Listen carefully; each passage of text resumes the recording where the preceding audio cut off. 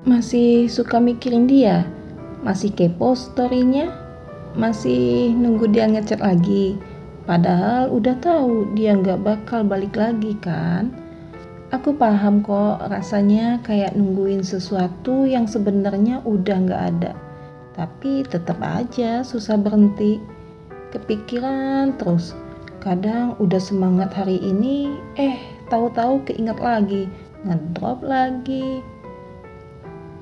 Aku pernah ada di fase itu, dan serius itu gak enak banget. Tapi akhirnya bisa juga lepas pelan-pelan. Bukan karena udah kuat banget, tapi karena capek sendiri kalau terus begini. Makanya aku bikin ini biar kamu punya temen ngobrol. Biar kamu tahu kalau kamu gak sendirian. Pelan-pelan yuk kita bahas 5 hal yang bisa bantu kamu move on. Sambil rebahan atau dengerin sambil ngapa-ngapain juga boleh, yang penting santai aja. Tips yang pertama, jangan dipikirin dulu. Kita mulai dari yang paling sering kejadian. Selalu mikirin dia. Bangun tidur inget dia, makan inget dia. Lihat sesuatu yang nyambung dikit aja, langsung keinget dia. Dan itu terjadi berulang-ulang.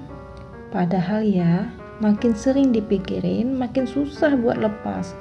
Karena otak tuh kayak muter ulang video, tapi isinya cuma yang indah-indah, yang bikin kamu kangen. Padahal bagian sedihnya juga banyak kan? Hayo ngaku. Coba mulai dilatih untuk bilang stop ke diri sendiri. Pas keingat lagi, tarik nafas, terus bilang dalam hati, udah cukup. Kalau lagi suntuk banget, alihin aja. Buka video lucu, dengerin musik yang bikin happy, yang bikin semangat. Atau keluar sebentar biar nggak ngelamun. Kamu juga bisa coba nulis, tumpahin aja semuanya di catatan. Gak perlu rapi, gak perlu dipikirin. Setelah nulis, simpan, jangan dibaca-baca terus. Itu cuma tempat buang sampah pikiran aja. Gak apa-apa kalau kadang keingat lagi, wajar banget kok. Tapi jangan terus-terusan dibiarkan muter dalam otak. Karena makin sering dikasih tempat, makin susah dia keluar dari kepala kamu. Tips kedua, batasi. Masih follow dia? Masih buka-buka profilnya? Yuk, mulai batasin sekarang juga. Kadang kita nggak sadar, kita sendiri yang bikin luka itu makin dalam. Kita masih follow semua akun dia, masih lihat story-nya, bahkan kadang buka highlight-nya satu-satu. Padahal tahu makin sering dilihat, makin sakit. Coba deh mulai dari hal kecil. Misalnya, kalau biasanya kamu langsung buka IG dan ngetik nama dia di kolom pencarian, sekarang coba ganti.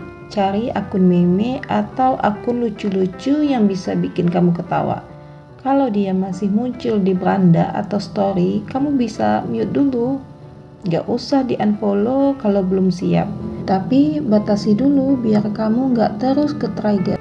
Kalau kamu masih satu circle atau sering ketemu, gak masalah kok. Tapi jaga jarak secukupnya ya.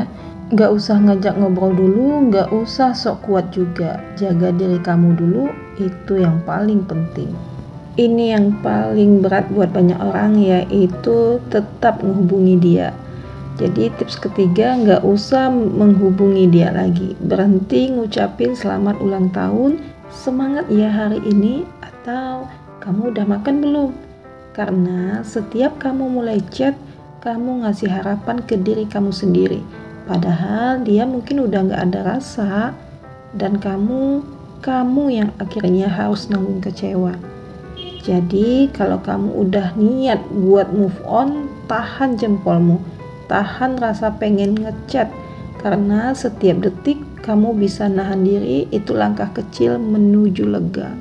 Iya, lega, percaya deh. Jika kamu bisa move on dari dia, kamu bakalan lega banget. Tapi kalau masih kepikiran ingin chat dia juga, tunda 10 menit. Tanya ke diri sendiri, aku mau ini buat apa?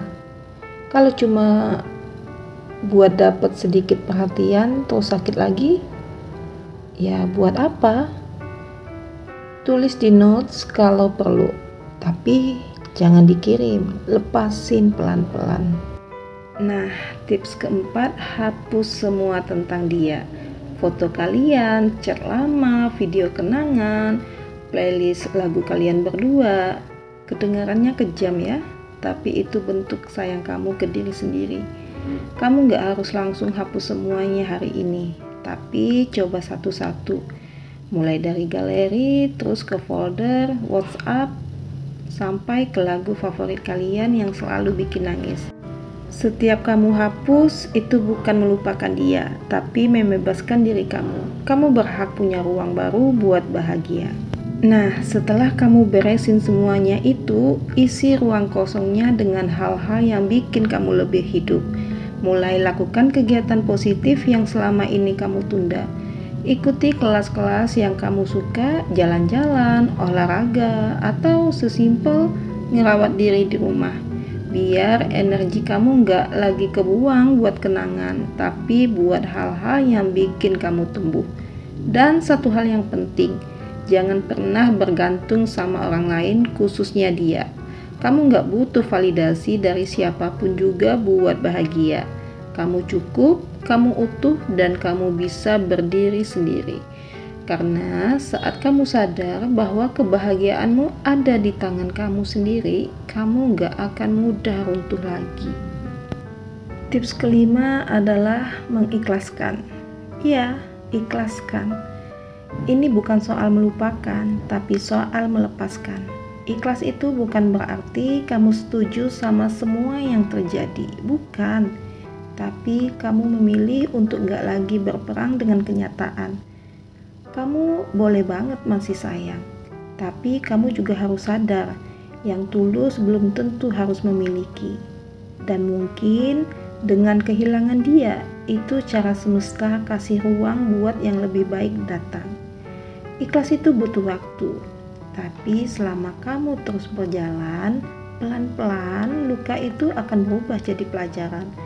Dan suatu hari nanti kamu bisa tersenyum tanpa sakit lagi.